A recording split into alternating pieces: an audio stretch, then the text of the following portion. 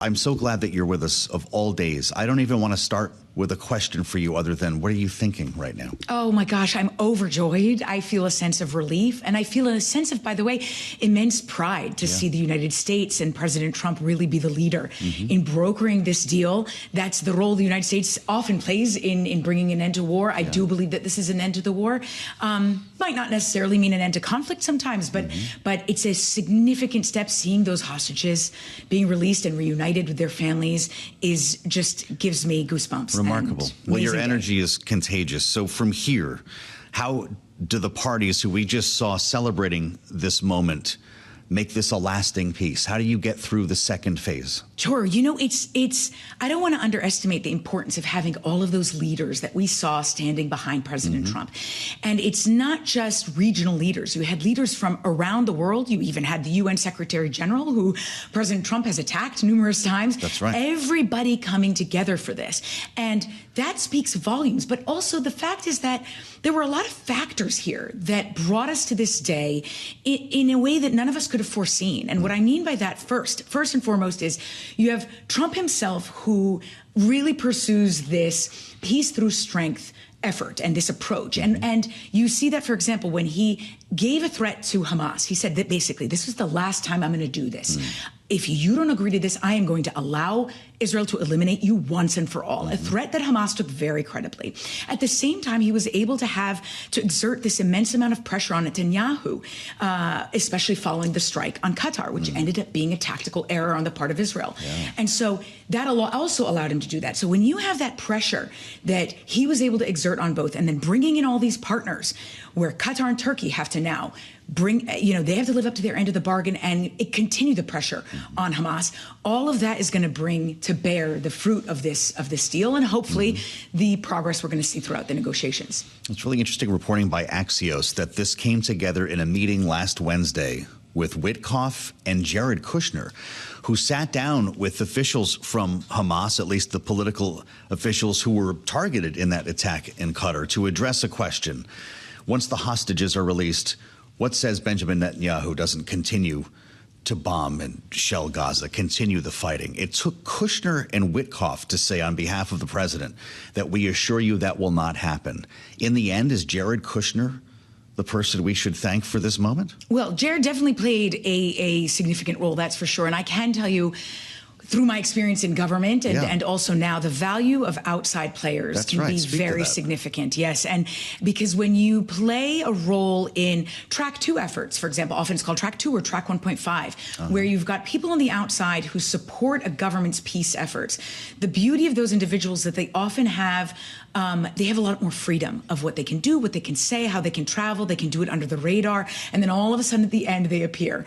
And so I without a doubt, from everybody I speak to and everything I know, he played a very heavy role in pushing this deal across the finish line. He obviously has a lot of relationships and contacts in the Middle East. He remains through his businesses and so on. But again, that pressure, it takes pressure on both sides, and it always does. And it takes very determined and stubborn leadership. And that you have coming from President Trump himself. What happens to Benjamin Netanyahu? Noteworthy, he did not go to Egypt, by the way. And of course, I realized the timing, and he would have been flying back at night with the holiday. This was an issue for him, presuming he would have gone otherwise. But that said, it's been suggested that his political career could now be over now that the war has ended. Is that correct? It's too early to say, to be honest with you, because we have to see how things are going on the ground, because a majority of Israelis are very upset at Netanyahu. Trump last week tried to say, oh, Netanyahu, over a call, apparently he said, now everybody can like you again. And now, this is something for you as well. And he was saying that because Trump and the United States in general, regardless of administration, believes very deeply in Israel and its long-term security. I don't know so much. I don't know that the majority of Israelis are going to be so quick to forget that they had to turn to Trump to help them on hostages. So that was something a big shift we saw happen this year.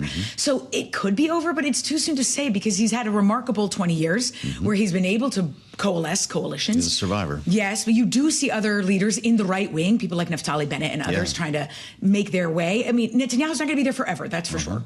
Well, and they had the president of the United States today during a news conference suggest to President Herzog that Netanyahu be pardoned. I don't know if that's ever happened with a president on foreign soil making a remark like that, but we don't think that's going to happen, do we? No, I wouldn't. I don't think that, he's facing a serious investigation still. He faces very serious corruption investigations. And if he weren't in public office, he'd be sitting in a courtroom right now in some kind of trial. Yes. Yeah. A lot of that was, all of it was put on hold because of his return to office. So he's definitely been motivated by that in terms of his own decision making.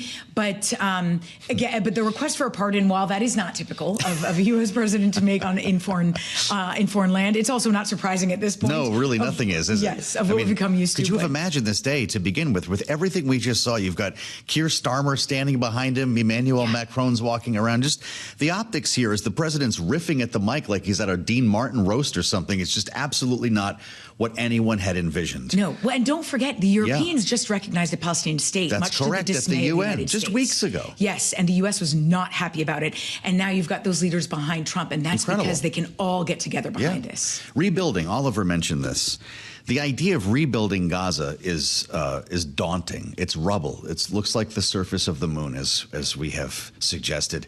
How do you do that without removing all of this rubble? Do you build on top of it? Can you rebuild Gaza without moving millions of people at a time? Well, so listen, I hope I don't sound desensitized to war because I've worked on a lot of wars, but this kind of rubble is not new. If you look at Syria, if you look at Sudan, if you look at Eastern Congo, this is an unfortunate part of war. So what's the playbook? Well, it's also not new to have reconstruction. Yes. That rubble is pushed to the side. Sometimes the rubble, by the way, is used for other ways. Maybe, for example, to build a pier. Okay. There are many ways. You saw it in Lebanon, for example, after the war. A lot of the rubble was eventually moved, used to build other things, and then some things were restored. It just depended on the building. It depended on the item. Yes, people. The fact is that most of the Gazan population is already displaced.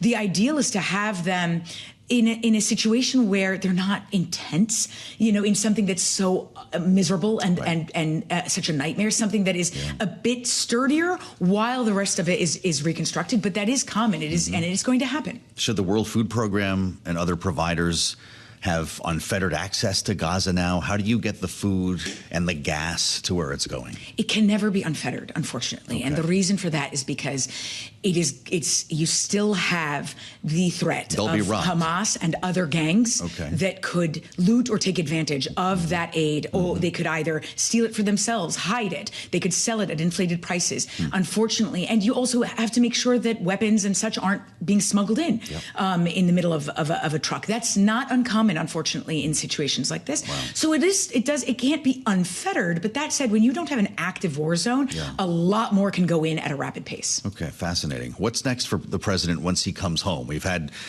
sort of celebration day today, and this is remarkable to witness all of it. But the business really kicks in tomorrow with keeping this intact. Will the president be involved on a daily basis, or is there a Hagar Chemali in this White House who's going to have this portfolio working with the Secretary of State? How is it maintained from here? So I like that you mentioned that. It's not funny. It happened already. That's fair. So there are two things I would say to that. So the first is yes, you are right. The real business, they are going to roll up their sleeves, and the real business takes place to achieve the future phases of this deal. And it's really where they're going to get into the hardest part of these questions. For example, who governs Gaza and how? How do we fashion that entity? Who's part of that entity, and who decides what that entity is made up of? The disarmament of Hamas. This is the biggest sticking point. This is the one that Hamas has been the most vague about. Yeah. And I don't mean to be naive. I absolutely expect that if Hamas agrees to the future phases of this deal, that they will try to work around it and still rearm. Okay. But that doesn't mean that it needs to be a return to war. When you have situations like that in the Middle East, and you've had other ceasefires that are similar, Lebanon is a good example of that. Israel responds with precision strikes, with counterinsurgency operations, and yet ceasefires still hold. Wow. So I don't see, there's a real reason to believe that we don't have to return to the war, is what I want to say. So they're going to work on the nitty-gritty of all those phases. Steve Witkoff and team are going to be very busy over the next few months. Right. So that's that piece. On the other piece, though, because you asked, what's next? Apparently, President Zelensky is coming to the White House on Friday. Well, my gosh, so yes. That's next a whole deal, other I guess. Indeed. With regard to Israel, though, Last question. Is it possible for the IDF to dismantle the rest of the tunnel network without breaking the ceasefire? Sure. Well, yes. And again, look at Lebanon as a good example of this.